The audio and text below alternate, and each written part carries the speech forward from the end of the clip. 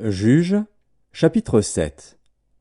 Jérubbaal, qui est Gédéon, et tout le peuple qui était avec lui, se levèrent de bon matin et campèrent près de la source de Harod. Le camp de Madian était au nord de Gédéon, vers la colline de Morée, dans la vallée. L'Éternel dit à Gédéon, « Le peuple que tu as avec toi est trop nombreux pour que je livre Madian entre ses mains.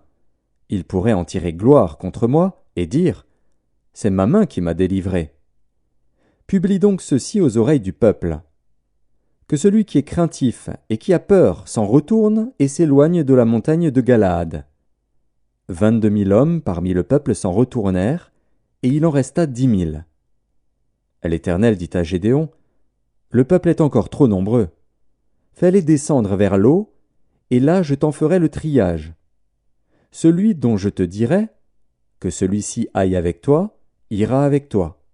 Et celui dont je te dirai, que celui-ci n'aille pas avec toi, n'ira pas avec toi. » Gédéon fit descendre le peuple vers l'eau, et l'Éternel dit à Gédéon, « Tous ceux qui laperont l'eau avec la langue comme lappe le chien, tu les sépareras de tous ceux qui se mettront à genoux pour boire. » Ceux qui lapèrent l'eau en la portant à la bouche avec leurs mains furent au nombre de 300 hommes, et tout le reste du peuple se mit à genoux pour boire. Et l'Éternel dit à Gédéon, « C'est par les 300 hommes qui ont lapé que je vous sauverai et que je livrerai Madian entre tes mains. Que tout le reste du peuple s'en aille chacun chez soi. » On prit les vivres du peuple et ses trompettes. Puis Gédéon renvoya tous les hommes d'Israël chacun dans sa tente, et il retint les 300 hommes. Le camp de Madian était au-dessous de lui dans la vallée. L'Éternel dit à Gédéon pendant la nuit, « Lève-toi, descends au camp, car je l'ai livré entre tes mains. Si tu crains de descendre, descends-y avec Pura, ton serviteur. Tu écouteras ce qu'ils diront, et après cela tes mains seront fortifiées. Descends donc au camp. » Il descendit avec Pura, son serviteur, jusqu'aux avant-postes du camp. Madian, Amalek et tous les fils de l'Orient étaient répandus dans la vallée comme une multitude de sauterelles, et leurs chameaux étaient innombrables comme le sable qui est sur le bord de la mer.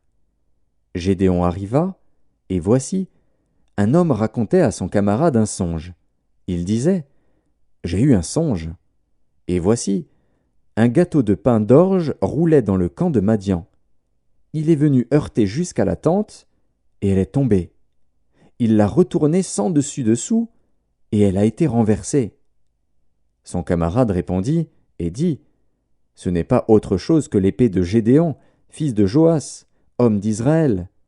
Dieu a livré entre ses mains Madian et tout le camp. » Lorsque Gédéon eut entendu le récit du songe et son explication, il se prosterna, revint au camp d'Israël et dit, « Levez-vous, car l'Éternel a livré entre vos mains le camp de Madian. » Il divisa en 3 corps les 300 hommes, et il leur remit à tous des trompettes et des cruches vides, avec des flambeaux dans les cruches. Il leur dit, « Vous me regarderez et vous ferez comme moi. Dès que j'aborderai le camp, vous ferez ce que je ferai. Et quand je sonnerai de la trompette, moi et tous ceux qui seront avec moi, vous sonnerez aussi de la trompette tout autour du camp, et vous direz, « Pour l'Éternel et pour Gédéon !» Gédéon et les 100 hommes qui étaient avec lui arrivèrent aux abords du camp au commencement de la veille du milieu, comme on venait de placer les gardes. Ils sonnèrent de la trompette et brisèrent les cruches qu'ils avaient à la main. Les 3 corps sonnèrent de la trompette et brisèrent les cruches. Ils saisirent de la main gauche les flambeaux et de la main droite les trompettes pour sonner, et ils s'écrièrent, « Épée pour l'Éternel et pour Gédéon !» Ils restèrent chacun à sa place autour du camp, et tout le camp se mit à courir, à pousser des cris et à prendre la fuite. Les 300 hommes sonnèrent encore de la trompette, et, dans tout le camp, l'Éternel leur fit tourner l'épée les uns contre les autres.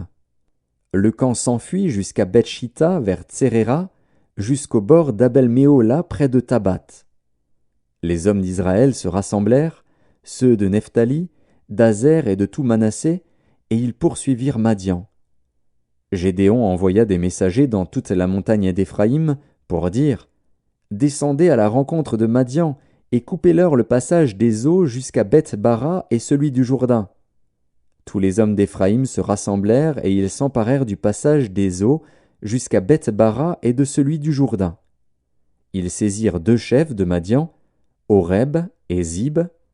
Ils tuèrent Oreb au rocher d'Oreb, et ils tuèrent Zib au pressoir de Zib.